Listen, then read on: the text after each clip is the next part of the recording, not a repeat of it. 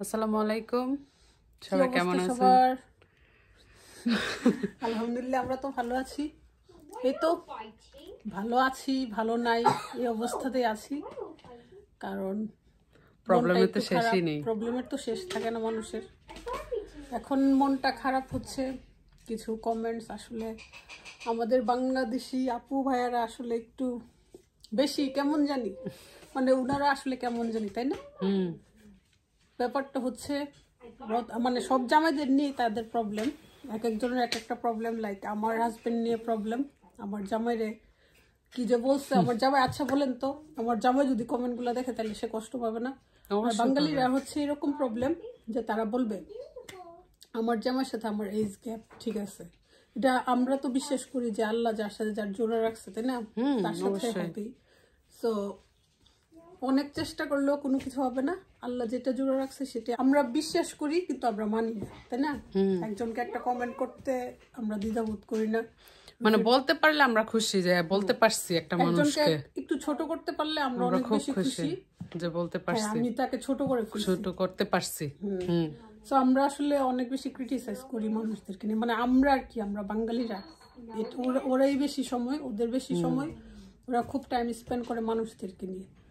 Recently অনেকেই comment করেন যে আমার হাজব্যান্ড একটু ওল্ড, দাদা এসে, তারপর এগুলো তো বলার কিছু নেই, তাই না? এটা তো সে কষ্ট পাবে না সবাই। আমার ফার্স্ট যখন বিয়ে হয়েছে তখন এরকম বলতো আল্লাহ, মানুষ এটা কিভাবে বলে, সামনাসামনি কিন্তু বলা উচিত না। যাও তোমার জামাই মনে হয় তোমার থেকে একটু বয়স বেশি, তো এটা ঠিক আছে। তখন আমি ছোট, তখন তো আমার মনে এমনিতেই কষ্ট হবে, তাই না? হ্যাঁ, অবশ্যই স্বাভাবিক। তো এখন তো আমি ম্যাচিউর, এখন তো হাজার বললেও কাজ হবে না, 2 বাচ্চা হয়ে গেছে আর কি।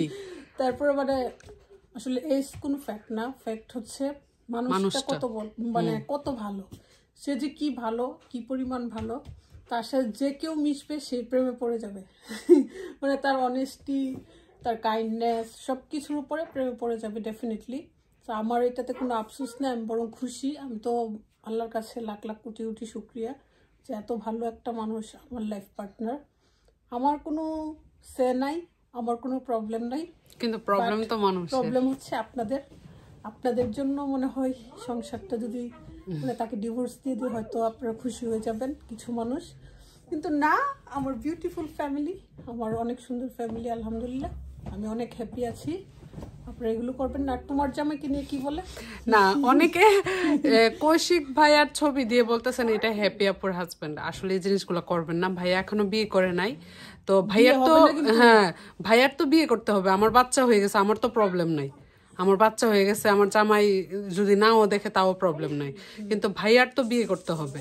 এখন ভাইয়া বিয়ে করতে গিয়ে যদি দেখে যে না আপনি তো ওনাকে বিয়ে করে রাখছেন, তো এই জিনিসগুলো অনেক প্রবলেম হবে। কারণ আমার কোনো কিছু হবে না, ভাইয়ার প্রবলেম হবে। তো প্লিজ আপনাদের কাছে আমার রিকোয়েস্ট, আপনারা ওনার ছবি, কৌশিক ভাইয়ার ছবি কাইটা ক্রুপ করে আইনা মানে কমেন্টের মধ্যে বসাই দিয়েন না প্লিজ। আমার ওইরকম কোনো ছবি নাই, মানে স্পষ্ট ছবি নাই যে ক্রপ করে দেখানোর মতো ওইরকম। আসলে এই জিনিসগুলো অনেক খারাপ ভাইয়া। মাথা কাটা থাকে বা শরীর কাটা থাকে, এই কাটা সেই কাটা থাকে না। আমার হাজবেন্ড, সত্যি কথা বলতে আমার হাজবেন্ড ক্যামেরা অনেক বেশি শাই, এবং সে বলছে আসবে, কিন্তু আমি ফোর্স করি না। যখন আসবে তো অবশ্যই আসবে, ভালো লাগে তখন আসবে। কিন্তু আপনাদের কাছে আমার রিকোয়েস্ট, কৌশিক ভাইয়ার ছবি কাইটা কাইটা দিয়েন না। ভাইয়া বিয়ে করে নাই, ভাইয়ার জন্য বউ দেখা হচ্ছে, ভাইয়া বিয়ে করবে, তো এই জিনিসগুলা হ্যাঁ অবশ্যই অবশ্যই। কারণ হ্যাঁ এটাই। তারপর হচ্ছে আমাদের লাকির হাজবেন্ড নিয়ে প্রবলেম। সে মেয়ে মানুষ, মহিলা মানুষ, সারাদিন কাজ করে। তো আসলে উনাদের প্রবলেমের শেষ নাই, আমাদের দর্শকদের প্রবলেমের শেষ না। মানুষের তো প্রবলেম থাকবে, কিছু ভাইয়া আপুদের প্রবলেম আছে যে এটা করতে পারবে না, সেটা করতে পারবে, কাজ করলে বউকে হেল্প না। বউকে তো অবশ্যই, যে আপুরা হেল্প পায় ওই আপুদেরকে জিজ্ঞেস করে দেখেন, হাজবেন্ড যদি হেল্প না করে কতটা কষ্ট। দোয়া চলে আসে বিদেশে বিশেষ করে, কারণ আমাদের তো এখানে হেল্পিং হ্যান্ড নাই। বাংলাদেশে হেল্পিং হ্যান্ড আছে, সেজন্য বোঝা যায় না যে হাজবেন্ড কতটুকু হেল্প করলে আসলে কতটা ভিতর থেকে দোয়া আসে। হ্যাঁ, তো আপনারা বিশেষ করে ওই জিনিসগুলো একদমই অ্যাভয়েড করবেন। বয়স, তারপর সুন্দর, এগুলো নিয়ে কথা বলবেন না, কারণ এগুলো নিয়ে আসলে কথা বলে সুন্দর না, এগুলো ম্যানার্সে পড়ে না। কখনো কারো এজ, তারপর কার জামাই কেমন কালো বিশ্রী, বয়স বেশি, এগুলো নিয়ে আসলে কিচ্ছু করার নাই। যার ভাগ্যে যেভাবে আছে সেভাবে আপনি গিয়ে দেখেন সে হয়তো অনেক হ্যাপি, না অবশ্যই না, কালো হাজবেন্ডের সাথেও মানুষ হ্যাপি, কারণ আমি তো সবসময় চাইতাম যে কালো একটা হাজবেন্ড পাবো, বেশি বেশি যত্ন করবে, আদর করবে। তারপরেও আমার জামাই কিন্তু অনেক ফর্সা, আমার থেকে ফর্সা। এখন তো কাজ করতে করতে ট্যাক্সি করে তো একটু ব্ল্যাক হয়ে গেছে, বাট বিয়ের সময় অনেক ফর্সা ছিল। তা আমার সেজন্য ফর্সার জন্য আমার কাছে এতটা ভালো লাগে নাই, বাট আস্তে আস্তে থাকতে থাকতে ইউজড হয়ে গেছি। তো আমরা হ্যাপি, এটাই। একটা ভালো মানুষ পাওয়া ভাগ্যের ব্যাপার, সত্যি কথা যেটা। ইয়াং কাপল হইলেই যে একদম সুখে থাকে এরকম না, ইয়াংদের বেশি ডিভোর্স হয়, অনেক বেশি ডিভোর্স হয়। আর আপনারা যদি খুশি হন, খুশি হয়ে অনেকে কমেন্ট করেন ডিভোর্স দিয়ে দিতে, তাহলে দিয়ে দিব, আর কি আপনারা তাহলে আবার জামাই খুঁজতে হবে, আবার 2টা বাচ্চার দায়িত্ব নিবে, এটা তো অনেক হ্যাসেল। এখন যেহেতু ফ্যামিলি হয়ে গেছে, আর ডিভোর্স দিয়ে কি করব বলে, কিছু করার নাই, সংসার করতে হবে। সো না কারো ছবি কমেন্টে দিয়ে সে, আমি চাই না আপনার এই জিনিসগুলো করেন, এই জিনিসগুলো আসলে খুব। আমি বিয়ে করছি হচ্ছে প্রিন্সের মতো জামাই, দেখলে পাগল হয়ে যাবে, সেই জন্য আমি দেখাই না। জামাইটা দেখাবো, জামাই যখন একটু ওল্ড হবে, দাড়ি টাড়ি পাইকা যাবে, জামাই না যাইতে পারে, জামাই যায় না। আপনি তো না, অনেকে বলে আপনি তো হাডুর বয়সের মনে হয় ছেলেরে বিয়ে করছেন, সেই জন্য দেখান না। হাডুর বয়সের ওকে যেটাই হোক, ছেলে তো বাপ হয়ে গেছে, এখন আর কিছু করার নাই, শ্বশুরই হয়ে গেছে অলরেডি, মাশাল্লাহ। মেয়ে মানে শ্বশুরই হয়ে গেছে। তো আমার জামাই মাশাল্লাহ আলহামদুলিল্লাহ খুব ভালো, প্রিন্স হোক আর যেটাই হোক, আলহামদুলিল্লাহ আমার হাজবেন্ড খুব ভালো। না ক্যারেক্টার শাকিব খানের না, কিন্তু মানুষটা দেখতে অনেকটা সিমিলার আর কি শাকিব খানের সাথে আসে। আচ্ছা যাই হোক, সো এভাবেই আর কি মানুষকে লজ্জা দেওয়ার থেকে বিরত থাকুন। না এই জিনিসগুলো অনেক খারাপ, মানুষের মন থেকে বদ্ধ আসে। আপনি যখন এই জিনিসগুলো বলেন যে একটা মানুষের দেখা যে এরা দেখতে বুড়া বুড়া লাগতেছে, দেখতে বিশ্রী লাগতেছে, আপনার এই সে ভিতরে রেখে আপনি ইগনোর করেন, সমস্যা না, আপনি স্কিপ করে চলে যান, সমস্যা না। আপনার সাথে তো ওনার কোনো পার্সোনালি ঝগড়াও নাই, কোনো কিছু নাই, আপনি ওনাকে চেনেন না। 3 মিনিটের একটা ভিডিও দেখেন বা 4 মিনিটের একটা ভিডিও দেখে আপনি একটা মানুষকে তো জাজ করতে পারেন না যে মানুষটা। না ভাইয়া অনেক ভালো, মাশাআল্লাহ, এত ভালো মানুষ।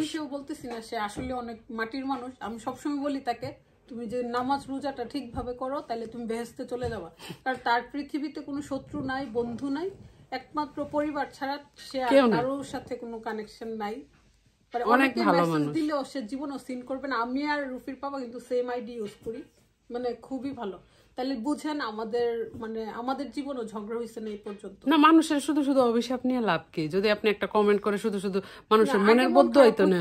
যখন আমি ইয়াং ছিলাম, যখন বিয়ের প্রথম আমার খুব মন খারাপ না হয়তো ভাইয়া যদি দেখে, ভাইয়ার কাছে খারাপ লাগবে যে আপনি কমেন্ট করছেন। মানুষ এজ হইলো, মানুষ যখন একটা জিনিস মানুষের নেগেটিভ দেখে নিজের, কেন জানি ভিতর থেকে কষ্টটা আসে। যখন আপনারা আমাকেও খারাপ কমেন্ট করেন, তখনও আমার ভিতর থেকে কষ্ট আসে যে আমাকে চিনেন না, জানেন না, কিন্তু আপনি 2টা লাইন লিখে দিয়েছেন, এটা থেকে কিন্তু আমি অনেক কষ্ট আমার লাগে যে আপনি আমাকে না জানেন না, না বুঝে আপনি আমাকে জাজ করে ফেলছেন যে আমি এরকম ওইরকম, অনেক ধরনের কমেন্ট করে ফেলেন, কিন্তু এই জিনিসগুলো কিন্তু আসলে কষ্ট পাই আমরা। হ্যাপি একটু বোকা শোকা মানুষ, কথাবার্তা একটু রুড টাইপের, কিন্তু আমি কি বলে কি আমার কথা নাকি রুড আমি জানি না, তবে আমার কাছে মনে হয় আমার কথা রুড। আমি ওইভাবে গুছিয়ে কথা বলি না, বা হঠাৎ করে জুড়ে চলে আসে। হ্যাপিরও সেম মাধুর্য নাই আমাদের কথার মধ্যে। না আসলে কথার মধ্যে মাধুর্য নাই, কিন্তু মানুষ হিসেবে কিন্তু আমরা এত খারাপ না আসলে, সত্যি খুবই সফট। যে কেউ আমাদেরকে ধোঁকা দিতে পারবে, ধোঁকা মাঝখানে খাইছি।